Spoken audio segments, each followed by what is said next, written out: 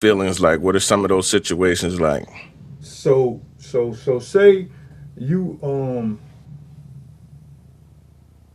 large gatherings, a large gathering. When I first came home, man, and this bring it get I get the chills right now, man. Just you stepping into the a situation like being around a bunch of people. When you in prison, you're not around a bunch of people. You could segregate yourself away from. You could some people don't even come out their cells. They only come out to go to eat.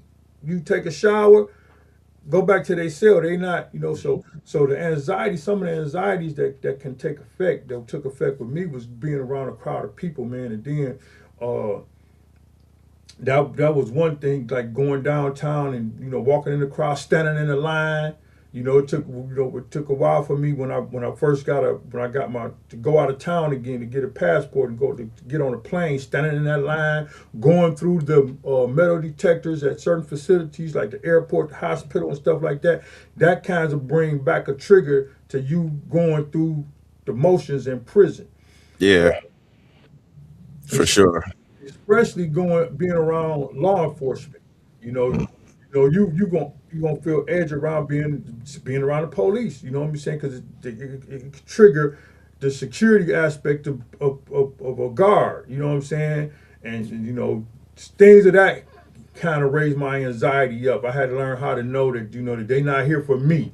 I'm out here doing what I'm supposed to be doing, so they're not here trying to figure out why I'm standing here or figure out why I'm looking over there or picking this up or whatever. Because in prison, you can't just go where you want to go when you locked up. You just can't. They're not gonna let you.